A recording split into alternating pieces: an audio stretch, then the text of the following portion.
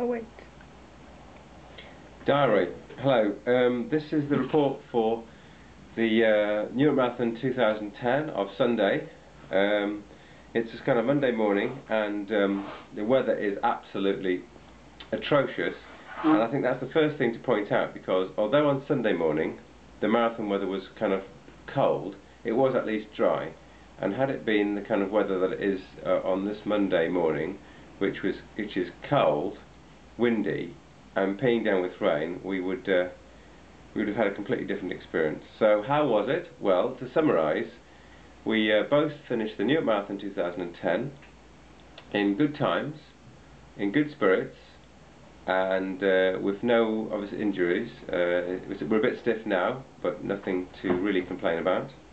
The morning started about, well, I guess on Sunday morning I had to stay awake till 3 AM because we have two iPhones which we're going to use as alarms, and both of them have got this kind of bug, which means that the alarms don't work properly. And we weren't quite sure whether setting the alarms would be an hour forward or an hour back, and on the web it said it was going to be an hour. Anyway, the best thing to do was to stay up till 3 o'clock. So I stayed up till 3 o'clock, at which point the clocks went back to 2 o'clock to get an extra hour's sleep, which was good, although I was still up waiting for 3 o'clock. And then you reset the alarm, and then of course the alarm will go off at the right time. So we set the alarm for 4:45 AM, and the alarm did go off at 4:45 AM, at which point we got up, got changed, and we got out by 6 AM, having had our customary porridge preparation breakfast, which is very high calorie, as you know, and very good for a pre-marathon sort of food session. And we walked to the Marriott Marquis, where we were meeting the Albus Reisen bus. Now, I'd managed to get a place on this year's marathon, and Agatha used a travel company called Albus Reisen for her entry. So we were both booked onto the bus, which we got onto, and an hour and 15 of people talking Swiss German all around us, which made us feel pretty confused. We arrived at the Staten Island start. So then our start points were 9:40 for me and 10:10 for Agatha. It was slightly different to last year, because last year we both started from the same point, and this year we were starting in different places, so that was a bit disconcerting for me anyway. But we had to sort of muff it out till about 8:40, 8:50 on the ground. Now last year we had the Nestle VIP tent, which surprisingly was also on the ground because there wasn't enough chairs. But this year we weren't even enclosed by a tent; we were just on the ground. So to anticipate this cold problem, we brought plastic sheets from the Lausanne Marathon actually, and also we brought some IKEA plaids. So equipped with 2 IKEA plaids and some plastic sheeting, we made the best of it and survived until the 8:50. Now 8:50 for me, and a bit later for Agatha the same. You have to go into what's called a corral, and in that corral you stand around for another sort of 50 minutes. So we're talking almost 3 hours of 2 hours of lying down, and then about almost an hour of standing up before you start the marathon. And then you sort of kind of go through this corral until you get to the starting point. Now at the starting point, just before 9:40, we had all sorts of speeches about how great it was to be on the New York Marathon, and including that blinking Chilean miner. There was some reference, I don't know if he was actually there, I couldn't see, but there was certainly a long reference to the Chilean miner, number 12, who was going to run on the marathon. Anyway, I found out later he managed it in 6 hours. Well, I'm pleased he finished anyway. But it did delay my start by 3 minutes at least. Anyway, so we started off. The first thing you do is you go over the bridge, and it was blisteringly cold.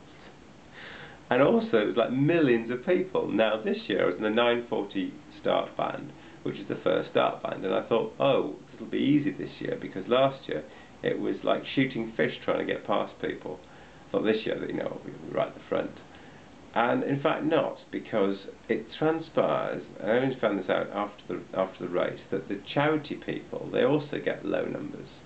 So if you're sort of one of these registered charities in the US, I think you also start at 9:40, meaning that you don't have to achieve any sort of level of fitness. So I was right at the back of the first group, which meant that if anything, I had to try and overtake more people this year than the last. Anyway, it sounds like a great set of excuses I've got. We've got some more excuses coming. Anyway, I did try my best to run quickly, and I think I possibly ran a little bit too quickly at the beginning. Now last year I had flu, and I'd also been sick the night before, and this year of course I was in much better physical and emotional condition when I started the race, so it should have been a piece of cake, but because of the coldness it was a little difficult. I ran quickly at the start, and I quit, I think I got to the halfway point and I felt really great, but then from then on in things went a little bit downhill because it was so cold the tops of my thighs were starting to get really, really cold. And then something quite unexpected happened, which was that as it got colder and colder, I actually started to want to go for a pee, to go to the toilet. And there were a few porta cabins along the route, but I just couldn't find one that was free. So by about by about mile 18, so to say kilometre 13, I meant mile 13, so by the halfway point I was doing well. But by mile 18 I was freezing cold and dying to go for a pee, which is not a good combination. And it did rather mean that I didn't really want to participate in the water stops. Now, the New York Marathon is somewhat unique because there are water stops nearly every mile, which is pretty much unheard of. And it was almost doubly annoying because you had the glorious choice of water stops, and I didn't really want to drink anything because I was dying to go for a pee. So I think that probably influenced the time a little bit towards the negative side, but I think the tops of my legs were starting to hurt quite a lot. So by about mile 20 I was really slowed down. I'd passed a 3:30 pace runner a while earlier, and I thought, oh, I'm definitely running under 3:30, that's good, and I was aiming for 3 hours 15, 3:15. I know that's a lofty goal and that's a big difference, but I thought I'd try and go towards it. And I thought, okay, well, I passed the 3:30 person, I'm probably down to about 3:25, 3:20. And then as a result of slowing down, the 3:30 person caught me up again. So that was a little demoralising, I have to say. But I plodded on, and I suppose the overall slowdown contributed to my time. I think in the park at the end, in Central Park, because it goes to the park for the last sort of 2 or 3 miles, I did speed up a bit, and I think last year I saw this point which said I thought it said 400 metres to the finish, but it actually said 40 miles, so I sort of started sprinting at mile number 40, only to find out I had like another 2.6 miles to go. This year I was prepared for this, so when I saw 40.0 in big letters, I realised, that means 40.0 miles. I don't need to start sprinting now. But nevertheless, I had a pretty good pace in the park, and the net result was, to finish off, is that I achieved 3 hours 26 minutes, and a guy to achieve 4 hours 5 minutes, which was again, but for both of us, personal best for the New York Marathon. So thanks New York, it was a great marathon. Had some nice conversations with the fellow runners after the marathon. I started earlier than I got to, so I had about an hour of chatting to people, and had some nice chats with people that had exchanged my marathon experience for their marathon experience, etc. So that was very nice. And I guess the rest of the day was just sort of chilling out. We got some nice food, and we ate in that evening, and just relaxed with a bottle of wine, as is our marathon fashion.